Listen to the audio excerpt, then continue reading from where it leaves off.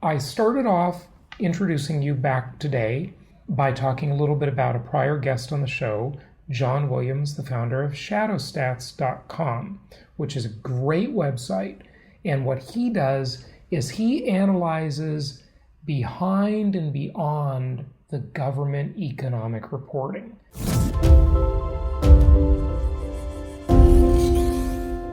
So, at least in theory, if you believe Shadow Stats and John Williams, and they're credible, and I think he is quite credible, then these numbers are pretty dramatically different, okay?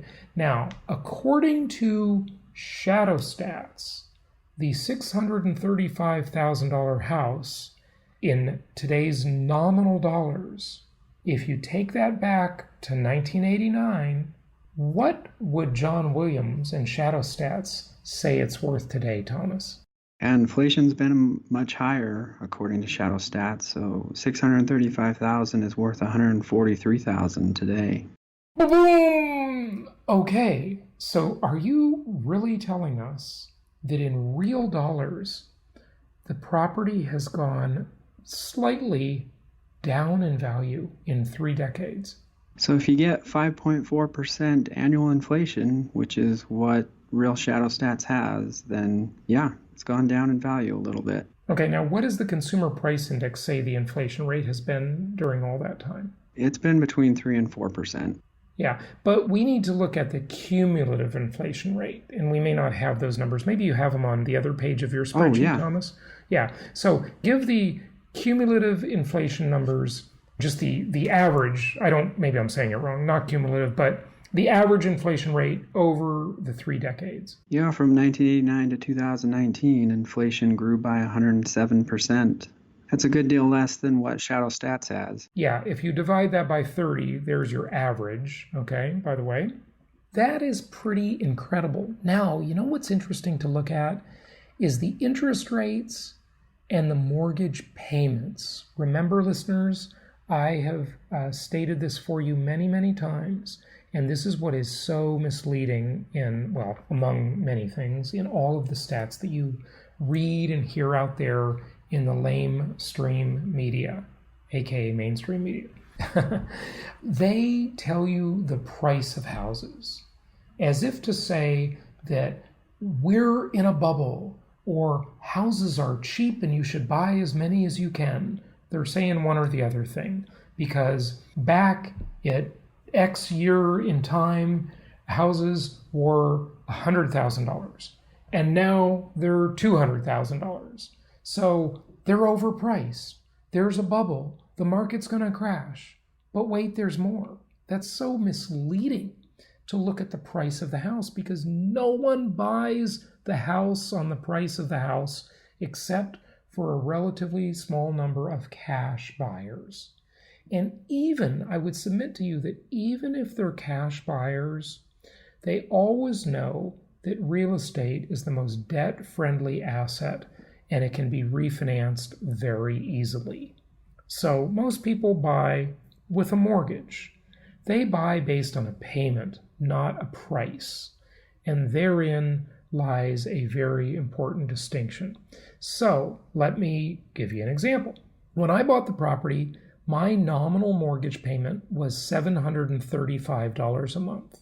When I sold the property at a higher price, the mortgage payment for my friends, Mike and Colleen, was $1,139. So they were paying a higher payment. Now, if you bought that property today, remember, the property has quadrupled approximately in nominal value, but the mortgage payment in nominal dollars has only doubled approximately to $2,443. But guess what? In 1989, the interest rate on that mortgage was 10.32%. And today, it's only 4.06%. So in real dollars, what is the payment today? Everybody thinks, I'm going to walk in and pay $635,000 for this 944 square foot, 2-bedroom, 2-bath condo in Irvine. Wow, that's a lot of money, huh, Thomas? But is it? What's the monthly payment? I don't care how much the sticker price is. I just want to know how much I'm paying every month. Yeah, so the nominal payment is $2,443. You know, I looked at what that 1989 payment, the $1,139 would be in today's dollars, and if the real shadow stats numbers are correct, then you're basically paying nothing today. The payment went from $1,139 to $256.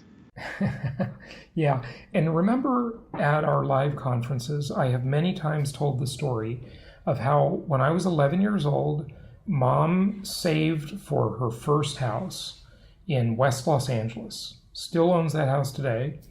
I remember overhearing her conversations as a kid and hearing her talk about how she just didn't know how she was possibly going to make the mortgage payment, because the mortgage payment was a whopping $416 a month. $416 a month.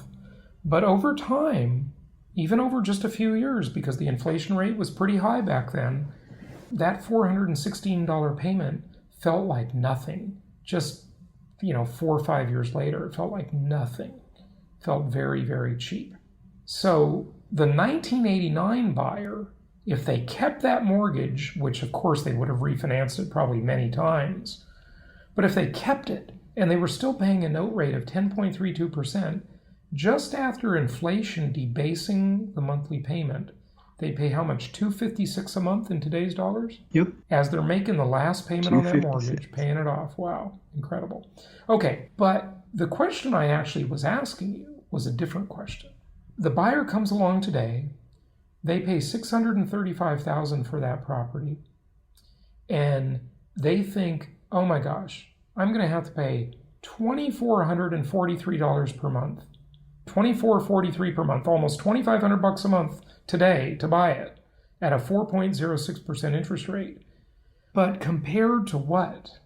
Compared to if that was the interest rate and the price in 1989 dollars, Thomas, how much would they really be paying today according to the official rate of inflation? Yeah, they'd be paying $1,182. So they think they're paying $2,443, which they are because it's today.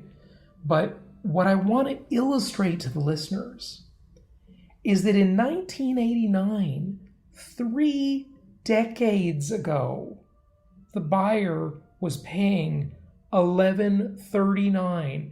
When my friends bought that property from me, they were paying $1,139, Mike and Colleen. And today, a buyer buys that property and thinks, oh my God, it's quadrupled in value. Real estate is so overpriced. There must be a bubble. Everything's going to crash. This is the common thing you hear. Yet they're only paying $1,182 in 1989 dollars. So the question is always compared to what? This is the thing that the morons in the mainstream media never analyze or explain, is that the house today is barely any more expensive than it was in 1989. Like, there's almost no difference in monthly payment. Isn't that amazing?